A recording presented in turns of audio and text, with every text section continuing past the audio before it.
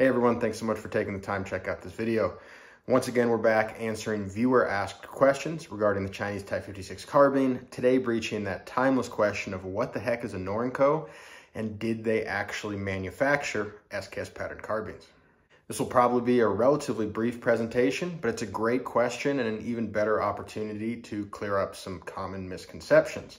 So without further ado, let's dive in. In the world of Chinese SKS pattern carbine collecting, the term Norinco gets thrown around pretty frequently, and it usually means one of two things. Most commonly, the term Norinco is used as an umbrella term to refer to anything Chinese. People who use it in this way aren't actually attempting to offer any meaningful distinction. They are just casually using the term to indicate Chinese manufacturer, much like the more technically correct term Chicom. For whatever it's worth, I actually don't have any problem with this because for better or for worse, that's kind of how the English language works. We have all sorts of words in all facets of our society that are used to mean something other than what someone who understands the history of that word might expect. But at the end of the day, as long as everyone else knows what you're talking about, it really doesn't cause problems. For example, in the United States, we commonly call any AR-15 pattern weapon an AR-15, even though the vast majority of AR-15 pattern weapons aren't AR-15s, because that's a trade name which has only been used by two companies, Armalite and Colt. When I get a text from someone that says, check out my new AR-15, and they send me a picture of a DD-M4A1, I don't pedantically correct them or pretend to be confused. I say, cool, that's a really nice AR-15, good job. It's really the same thing here. When my local gun shop calls me and says, hey man, we just got some Norincos in on consignment you might be interested in, I don't give them the third degree. I know they're just talking about anything Chinese, and I tell them, awesome, I'm on my way. Now, the second use of the term Norinco that you might encounter is where we start to actually run into trouble. Some people purport to use the term in such a way that it does offer meaningful distinctions, which could be great, but the problem is they almost always get it wrong. People will say things like, this rifle says made in China by Norinco on it, so it must be of commercial manufacture. Logical, usually not true. Or they'll say things like, Norinco didn't actually make rifles, they were just an exporter. This has a big seed of truth in it, but it doesn't fully represent what Norinco actually is and how it relates to Chinese SKS pattern carbine production. So that's what we're going to try to clear up today. So first, let's talk about what Norinco actually is. Norinco's formal name is China North Industries Corporation, and their trade name comes from the first syllables in each word of North Industries Corporation, Norinco. They are an enormous Chinese defense contractor and in fact one of the largest corporations on the planet, and they regularly appear on the Fortune 500 list to this day. It actually bears mentioning that in this year, 2022, they are the #1 ranked aerospace and defense corporation on the planet, out-earning industry leviathans like Boeing, Airbus, Raytheon, and Lockheed Martin. Norinco is no joke. So now let's talk about where Norinco came from. If you've seen my video on the distinction between military and commercial Chinese SKS pattern carbines, you know that I made a big deal of pointing out that this distinction means something different in communist China than it might mean in the free market West, and we need to revisit that concept. Norinco is not a private enterprise born out of elbow grease and entrepreneurial spirit. It's a commercial facade, a state-owned extension of the Chinese Communist Party. It's not a company that supports the Chinese state, it is the Chinese state, and I cannot emphasize that enough. Norinco was not built, it was invented. In 1980, the historically reclusive Chinese state was turning outwards and opening to global markets.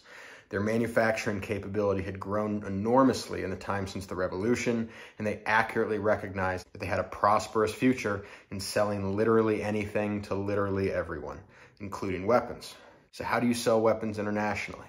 Well, you need international corporations. You need guys in suit and ties who can sit down with other guys in suit and ties at tables made of exotic wood and point at graph and shake hands with one another. Considering that they were a communist country, China didn't really have these people. They had guys in PLA uniforms. So what did they do? In a nutshell, they basically just invented a company overnight. They handed suits and ties to PL officers and said, "This is your uniform now. You work for Norinco, China's premier and only defense contractor." They replaced military hierarchy with boards of directors. They replaced unit insignias with branch designations, and they turned military depots into corporate warehouses.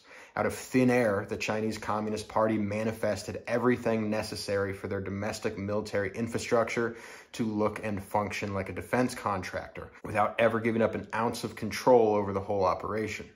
It was easy, so easy in fact that 4 years later they did the whole thing again and called this new company Poly Technologies, which was another invented defense contractor which they created for the sole purpose of artificially stimulating competition with Norinco, because communism doesn't naturally encourage competition, and competition is good for business, even when both competitors are owned by the same entity. We're not talking about Polytech today, though. We're talking about Norinco. So let's summarize. Norinco officially came into existence in 1980, but that's fundamentally misleading. A more accurate way of understanding what Norinco truly is would be to say that the Chinese Communist Party's military industry, under the control of the People's Liberation Army, rebranded themselves as Norinco in 1980. We're talking about the same people, the same factories, and at least at first, the same product lines as had existed in the years prior, but now under new professional representation, such that the PLA would have free rein selling products to their newly accessed foreign markets. So now that we've established what Norinco is, let's talk about how it relates to the Chinese SKS pattern carbine. What is a Norinco SKS? Well, the first thing we need to recognize is that because Norinco was established in 1980, they had relatively little to do with the manufacture of SKS pattern carbines, but a whole lot to do with the distribution of SKS pattern carbines. So let's talk about manufacturing first. Remember that Norinco was not some hotshot up-and-comer in the Chinese weapons market. They were literally just a rebranding of existing military infrastructure. One day in 1980, State Arsenal whatever was making Type 56 carbines for the PLA. The next day, they were making Type 56 carbines for Norinco, which, as we've previously established, is still the PLA. So did Norinco manufacture SKSs? Yeah, they did. Most Chinese SKS pattern carbines produced after 1980 were made by Norinco. What that actually means, however, is kind of hard for some people to grasp. On one hand, it really meant nothing at all. It was just a name change, or more accurately, slapping a new name on something which previously didn't need a name. On the other hand, this name change did correspond with a genuine shift in production intent. In the aftermath of the Sino-Vietnamese War, the PLA was aggressively moving away from the Type 56 carbine as a general issue weapon, and production at legendary State Arsenal 296 shut down for the last time. This name change absolutely corresponded with a countrywide shift away from military production Type 56 carbines and towards commercial production SKS pattern carbines. Considering again that the whole point of the name change was to facilitate the mass exportation of military hardware, including SKS pattern carbines. But as I've addressed in length in my commercial versus military Chinese production video, even this shift meant relatively little because these new commercial carbines were made to precisely the same specs as their military ancestors. Not because the Chinese were insistent on selling the best product possible, but quite simply because that was the cheapest option available to them. The PLA, now Norinco, already possessed incredibly streamlined production infrastructure to include raw materials, tooling, trained technicians, and mountains of spare parts, which were intended to meet military specifications. So the most efficient way to get products to market was simply to carry on with doing business as usual. So what's the difference between a Norinco manufactured rifle and a non-Norinco manufactured rifle?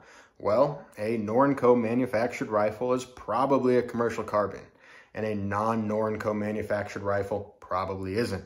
But if that Norinco manufactured rifle is what I call a commercial conventional carbine, which is basically just a regular Type 56 carbine with no goofy additional features that mess with the core function of the rifle, it's going to be overwhelmingly indistinguishable from a military Type 56 carbine from a quality perspective, because it really was just business as usual for them, and it was built using precisely the same infrastructure and production standards as the military ancestors that came immediately before it. So now that we've talked about manufacturing, let's talk about distribution, because at the end of the day, distribution is Norinco's bread and butter. It's not true to say that Norinco is just an exporter. Remember, we're talking about one of the largest aerospace and defense contractors on the planet, but it is true to say that exportation is the reason why Norinco exists in the first place. Most rifles that were imported into the United States between the early 1980s and the sanctions of 1993 were exported through Norinco. Those that were not came through Polytech. Really, the main thing we need to understand here, though, is that there's very little correlation between exportation and manufacture. While it's true that Norinco manufactured and exported commercial carbines, they also exported enormous numbers of military surplus rifles that they just grabbed out of military depots, now warehouses. And tons of these rifles are marked "Made in China by Norinco." This is not true. If we look at this example here, this is a 1979 produced M21. It is very interestingly marked "Made in China by Norinco." Here's that close-up of that marking on this rifle. Norinco didn't exist in 1979, so they most certainly did not make this rifle. That marking is a bold-faced lie, and it's a bold-faced lie on all kinds of different examples. This one's kind of close, but you'll see that you'll see "Made in Norinco" on rifles that were made 20 years before Norinco existed. So, what do we learn from this? It behooves true students of the Chinese SKS to distinguish between Norinco the Manufacturer and Norinco the Exporter.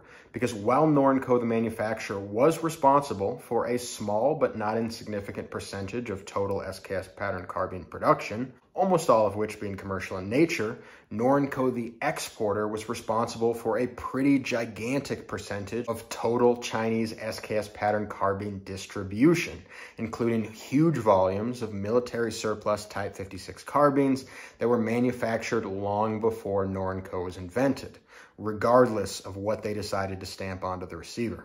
So that's about it, I think. As usual, I'm sure I left a lot unsaid, but hopefully that clears up the majority of confusion regarding the term Norinco as it pertains to Chinese SKS pattern carbines.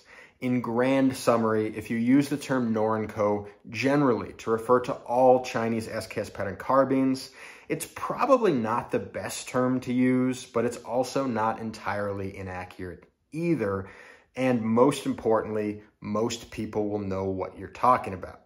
If you use the term Norinco to refer to specific types of Chinese SKS pattern carbines, it's probably not a good idea, because even those most educated on the subject will probably be confused as to whether you're talking about rifles manufactured during the Norinco era or exported during the Norinco era, and perhaps more importantly, they will wonder why the distinction is relevant to you, because there are so many more useful ways to categorize and distinguish between different Chinese variants.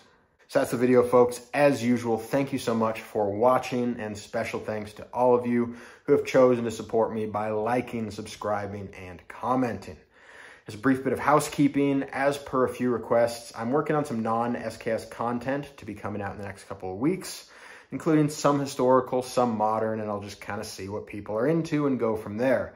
But most importantly, for those who, like me, can't get enough of SKS stuff, I've got a really exciting way to celebrate 1,000 subscribers, and that video is going to be all about SKSs all the way. I don't want to spoil anything, but it's going to involve at least 11 different models, hundreds of rounds of ammo, and I think that many of you will really enjoy it. So if you want to see that and you aren't already subscribed, go ahead and hit the button, because that video is not coming out until my subscriber count hits quadruple digits. Thanks again, everybody, and hope you have a great rest of your day.